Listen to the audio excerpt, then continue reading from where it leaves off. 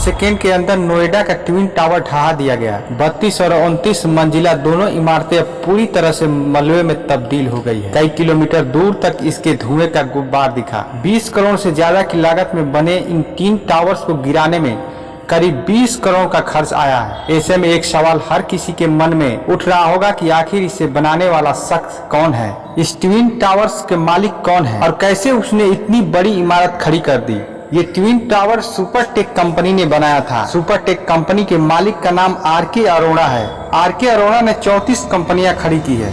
यही नहीं, media reporter की माने तो आर.के. अरोड़ा ने तो कब्रगाह बनाने तक की कंपनियां भी खोली है। मीडिया रिपोर्टर के अनुसार आर.के. अरोड़ा ने अपने कुछ साथियों के साथ मिलकर 7 दिसंबर 1995 को इस कंपनी की शुरुआत की थी। कंपनी ने नोएडा, ग्रेटर नोएडा, यमुना विकास प्राधिकरण क्षेत्र, मेरठ, दिल्ली, एनसीआर समेत देश भर के करीब 12 शहरों में रियल एस्टेट के प्रोजेक्ट लॉन्च किए। देखते ही देखते अरोड़ा ने रियल एस्टेट में अपना नाम बना लिया। इसके बाद अरोड़ा ने एक के बाद एक 34 कंपनियां खोली। सुपरटेक लिमिटेड शुरू करने के 4 साल बाद 1999 में उसकी पत्नी संगीता अरोड़ा ने अपने बेटे मोहित अरोड़ा के साथ मिलकर Supertech energy and power private limited नाम की कंपनी बनाई। कहानी 23 नवंबर 2004 से शुरू होती है। 2 साल बाद 29 दिसंबर 2006 को अनुमति में संशोधन कर दिया गया। नोएडा अथॉरिटी ने संशोधन करके सुपरटेक को 9 की जगह 11 मंजिल तक फ्लैट बनाने की अनुमति दे दी। इसके बाद अथॉरिटी ने टावर बनाने की संख्या में भी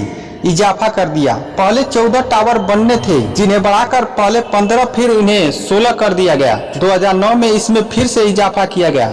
26 नवंबर 2009 को नोएडा अथॉरिटी ने फिर से 17 टावर बनाने की नक्शा पास कर दिया। 2 मार्च 2012 को टावर 16 और 17 के लिए एफआर में फिर बदलाव किया। इस संशोधन के बाद इन दोनों टावर को 40 मंजिल तक बनने की अनुमति मिल गई। इसकी ऊंचाई 121 मीटर तय की गई। दोनों टावर के बीच की दूरी महज 9 मीटर रखी गई, जबकि नियम के मुताबिक 2 टावरों के बीच ये दूरी कम से कम 16 मीटर होनी चाहिए। अनुमति मिलने के बाद सुपरटेक समूह ने एक टावर में 32 मंजिल तक, जबकि दूसरे में 29 मंजिल तक का निर्माण भी पूरा कर दिया। इसके बाद मामला कोर्ट पहुंचा और ऐसा पहुंचा कि टावर बनाने में हुए भ्रष्टाचार की परतें एक के बाद एक खुलती गई। अब दोनों टावरों को गिरा दिए गए हैं। इलाहाबाद हाईकोर्ट के फैसले के खिलाफ सुपरटेक सुप्रीम कोर्ट पहुंच गया। सुप्रीम कोर्ट में 7 साल चली लड़ाई के बाद 31 अगस्त 2021 को सुप्रीम कोर्ट ने इलाहाबाद हाईकोर्ट के फैसले को बरकरार रखा। सुप्रीम कोर्ट ने 3 महीने के अंदर ट्विन टावर को गिराने का आदेश दिया।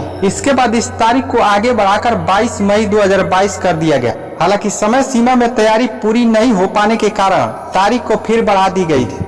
आज आखिरकार इसे गिरा दिया गया। ट्विन टावर गिराने के सुप्रीम कोर्ट के आदेश के बाद से आर.के. अरोड़ा की स्थिति खराब होने लगी।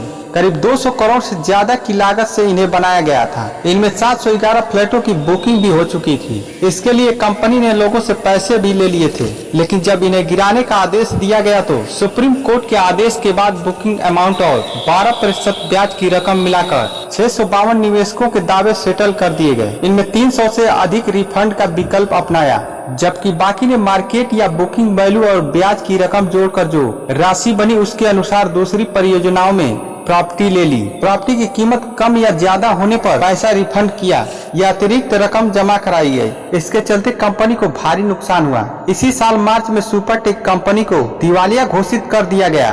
सुपरटेक नाम से कई कंपनी है जो आर.के. अरोड़ा की ही है, लेकिन यहाँ जो कंपनी दिवालिया हुई है वह रियल एस्टेट में काम करने वाली सुपरटेक है, जिसमें ट्विन टावरों का निर्माण किया है। सुपरटेक ने यूनियन बैंक से करीब 432 करोड़ रुपए का कर्ज लिया है। कर्ज नहीं चुकाने पर बैंक ने कंपनी के खिलाफ याचिका दायर की थी।